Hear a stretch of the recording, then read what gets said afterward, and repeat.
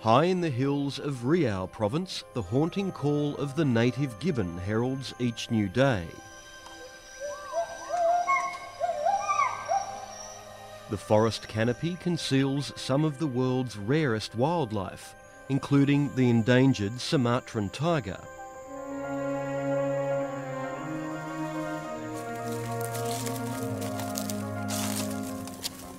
Baru tadi kita lihat-lihat ke sana nggak ada. Camilla Parakasia and her team from the World Wildlife Fund track tigers searching for paw prints on the forest floor. Iya kan ini agak-agak berpasir toh.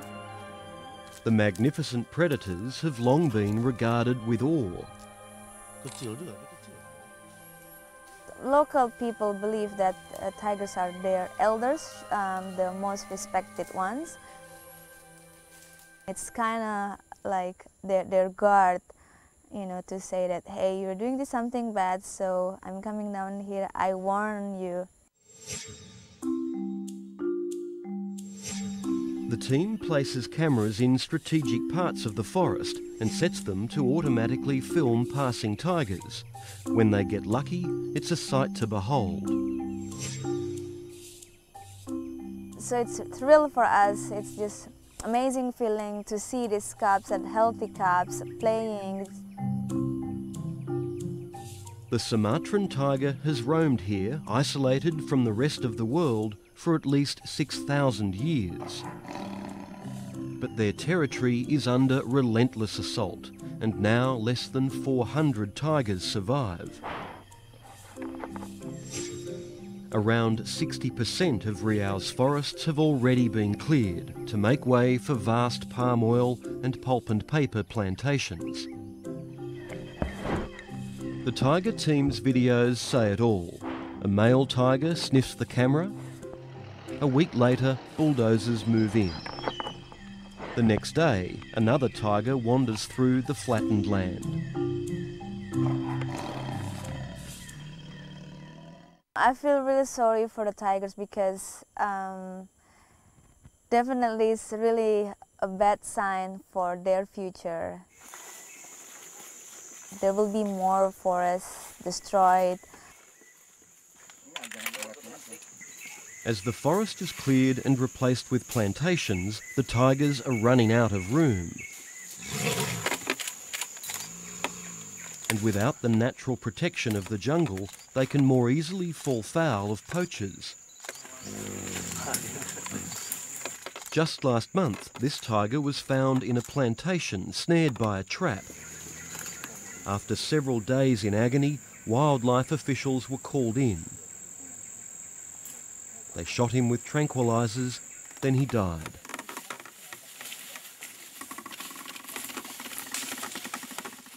It breaks my heart because they have a right to live here. They even here before us.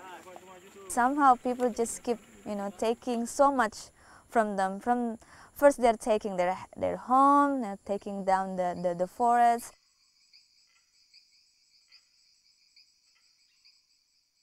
It's hard to imagine when there was still forest. Tracking tigers is a dream job for this recent university graduate, but Camilla wonders how long it may last. And with one of the world's biggest pulp and paper companies based here, pressure is growing. Asia Pacific Resources International Limited, or APRIL, is logging forest and planting acacia trees in Riau's prime tiger territory. The APRIL concessions are located in different parts in the landscape, and one of them is here right at the border with the wildlife reserve. The plantations look green enough, but conservationists say they're a biological desert. Before the plantation exists, it was a forest, and if I were a tiger, I would feel sad, angry, confused. I don't know to whom I should talk to get back my home. Some of the worst forest destruction I've ever seen anywhere. Some of the fastest and most intense forest loss is happening there. Now home in North Queensland, one of Australia's most experienced forest scientists, Bill Laurance, toured Riau with April earlier this year. He's still shaken by what he saw. I thought I'd seen, impressive deforestation in places like the eastern and southern Amazon and parts of Africa and other places, but what's happening there on just sort of a large industrial scale is pretty daunting. As April's machines move in, they level all before them. While the company waits for its plantations to grow, the native forest provides valuable wood for its mill. Our goal is to finish conversion as soon as we can and be 100% plantation fiber. Ideally, what you want to be doing is focusing on areas that have already been cleared. But when you're going in and just mowing down vast expanses of forest, and as I understand it, it's something on the order of about 70,000 hectares this year. So imagine clearing 140,000 footy fields of tropical rainforest just in 1 year to feed this giant pulp plant. I mean, that's really alarming. It's almost, an ecological Armageddon.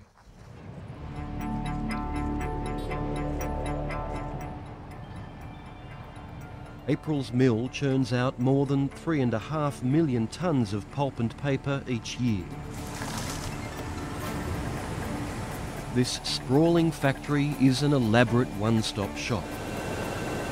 High-grade copy paper whips along at 100 kilometres an hour. However, these blocks of A4 will be familiar to many Australians. They're on the shelves of one of our biggest office suppliers, Officeworks. Fuji Xerox sells them as well. They've even got a green label lauding the use of plantation wood.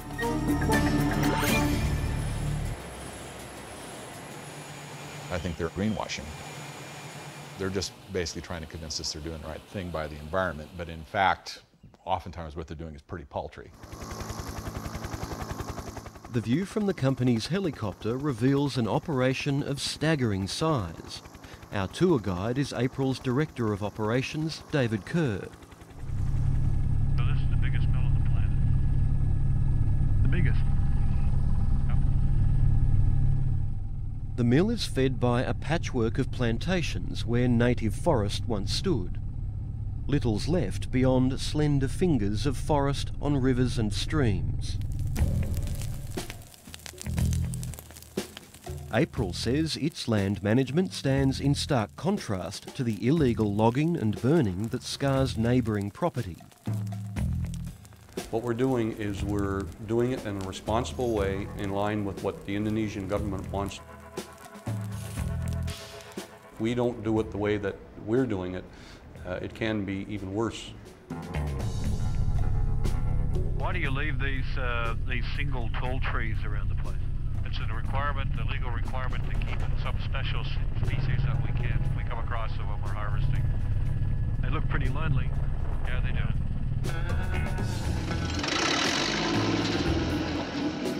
Mowing down vast expanses of primary forest and converting it into monocultures of exotic trees, which are grown to be 4 or 5 years old and then cut down like you'd cut the grass and turned into paper pulp. This is not something I define as environmentally sustainable. It's something different altogether.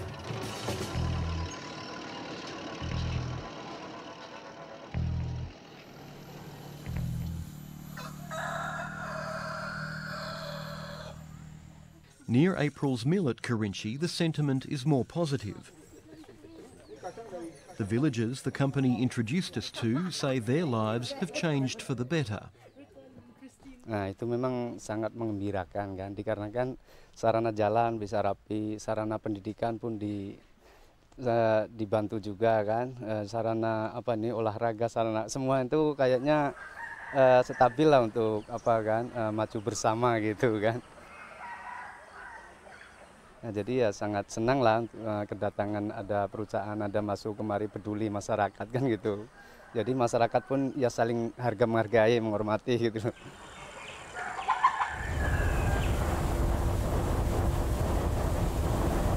While April holds out its presence in Kerinci as something of a model operation, just an hour away we find a very different story. This is the Kampar Peninsula, where it's not just the clearing and tree felling which blights the landscape. Corruption runs as deep and murky as the Kampar River itself. Many of the companies here found a local governor only too willing to accommodate their operations for the right price. And if it wasn't for a diligent local police chief named Pak Sujiptadi, a catalogue of bribes and dodgy permit deals would never have been exposed. Pak Sujiptadi saat itu sangat luar biasa, sangat bagus. Dia tidak peduli dengan kontroversi atau tekanan dari siapapun di saat itu. Bahkan banyak sekali tokoh-tokoh politisi di Riau saat itu menghujat mereka dan tokoh-tokoh masyarakat yang saat itu menghujat dia tidak peduli. Sujiptadi stunned locals like environmental activist Zulfami, who were used to having their concerns swept aside by powerful officials. He investigated both the big companies and their smaller suppliers. Di belakang saya ini terjadi kerusakan hutan yang sangat hebat, yaitu akibat perizinan yang salah. The local governor was convicted of taking bribes in exchange for forestry concessions. He'd even cashed a cheque for $250,000 written by April's Indonesian subsidiary. I'm not aware of that incident, but I will say that we run this company with the highest standards of corporate governance, and we don't stand for any of our employees to be involved in any illegal activities. April says the cheque was made out to one of its suppliers to pay for a shipment of wood, and the company did not authorise it to be used in any other way. But the exact role of April's subsidiary and the other companies was never properly examined. The police chief was suddenly transferred, and his successor shut down the investigation, citing a lack of evidence.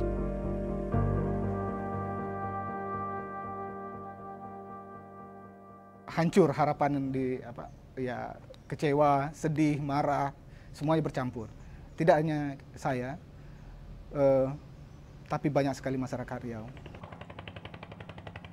When a presidential task force looked into the scandal in March this year, it was concerned enough to urge the police to re-examine the companies involved. While the government officials have been jailed, the companies have still got their plantations just behind this tree line, and their seeds of corruption will probably still grow into healthy profits.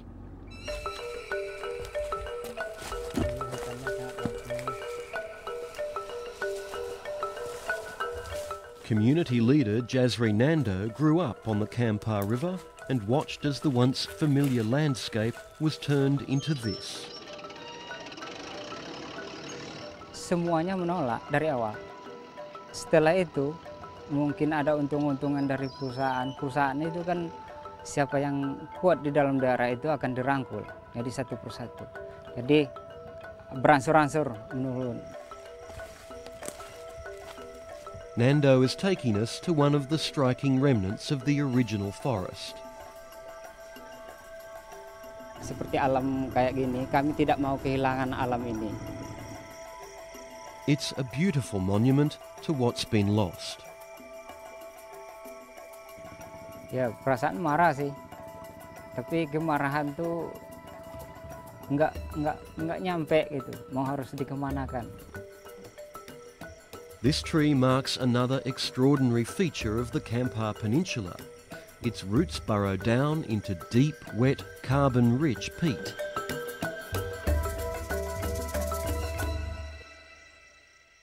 Well, this is one big peat dome. Right. Lafcadio Cortesi from the Rainforest Action Network warns logging on the peat risks a greenhouse gas disaster. There are these huge banks or reservoirs of carbon that has been accumulating over certainly thousands and maybe even tens of thousands of years. April's plantations can't thrive in the damp peat, so the company digs canals to drain off the water.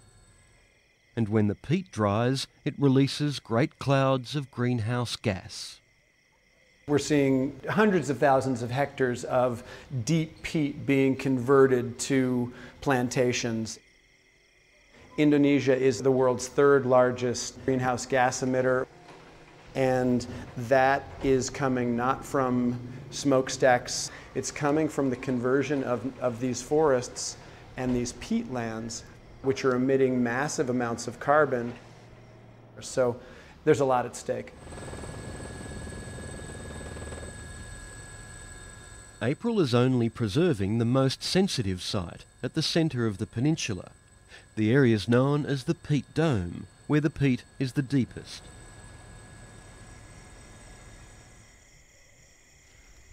In English, it stands for Orchid Lake, and it's a high value conservation area that we've actually expanded around it because it's a special place for us. Lots of biodiversity, buffered by our acacia plantations and thriving naturally in the bush. April says it's protecting this delicate ecosystem by building new dams on its canals to stop the peat from draining too fast. Overall, it's the real-world solution in terms of keeping the high conservation value areas intact and establishing sustainability for our company. The bottom line is that they're going to be lowering the water levels, and how that impacts the whole dome, the whole ecosystem, is really anyone's guess. As its appetite for fresh forests and new plantations grows, April is spreading its operations out into the Malacca Strait between Sumatra and Singapore. We're on our way to the small peat-topped island of Pulau Padang. The mountains of logs on barges are an omen of the island's fate.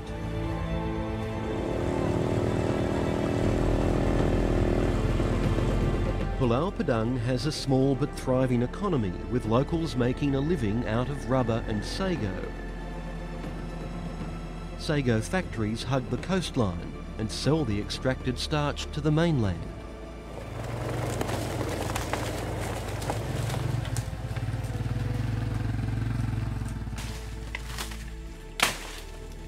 Saya bercita-cita, dan untuk generasi saya seterusnya, untuk anak saya khususnya itu.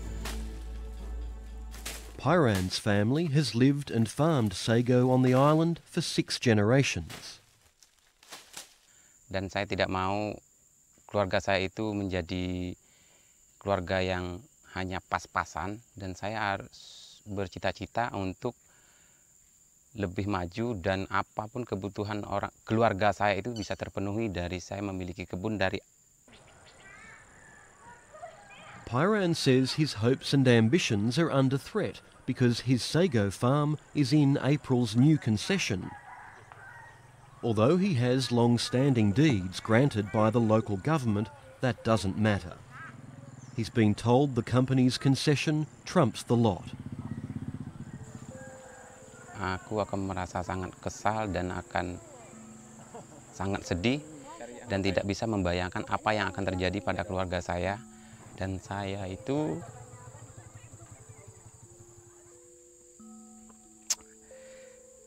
tidak bisa membayangkan apakah saya itu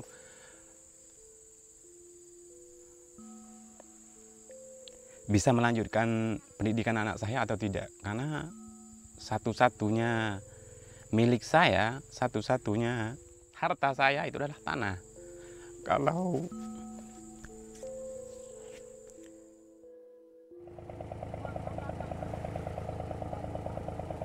April is already chopping its way inland. On the island's most remote coast, it's carving a swathe through the forest, preparing for more roads and canals. It's little wonder security is tight. No, they're not letting us in. Tensions here are mounting.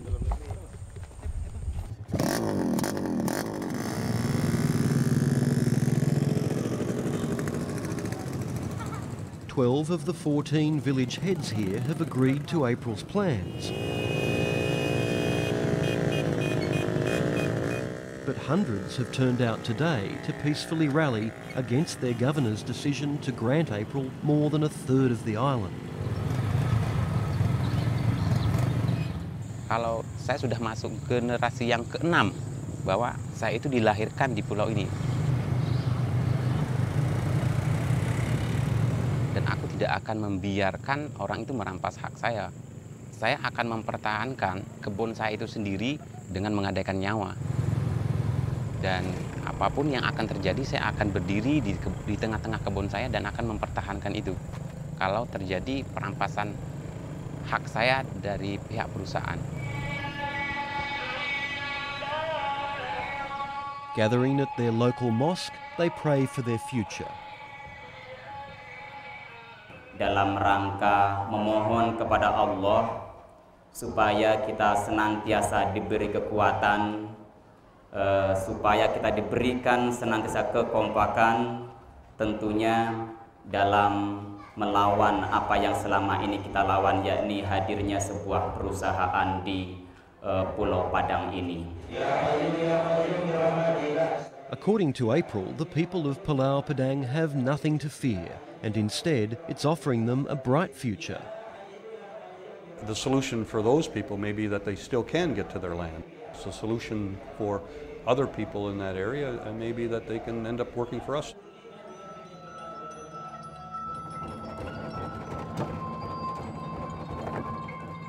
Despite those assurances, the conflict turned violent. 2 days after we left Pulau Padang, contractors clearing the land for April were attacked at night. Their machines were bombed and one man was stabbed and burned to death.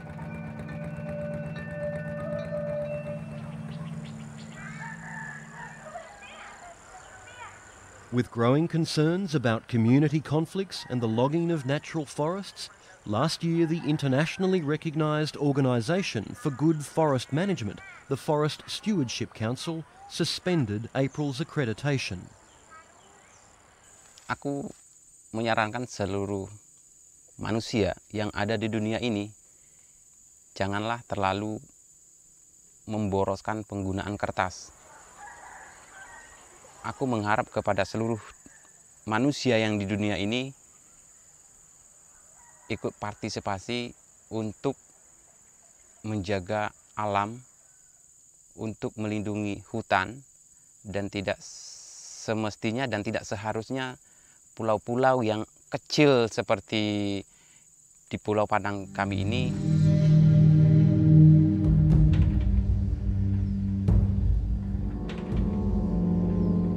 While Australia debates its carbon future, Australians are buying ream after ream of paper made in the greenhouse gas capital of Indonesia.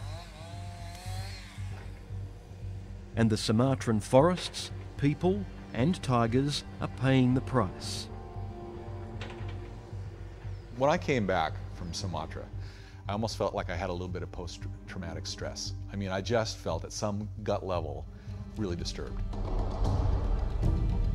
Just the sense that there's an environmental travesty ongoing here, and it's just alarming to sit here and watch it happening right before your eyes.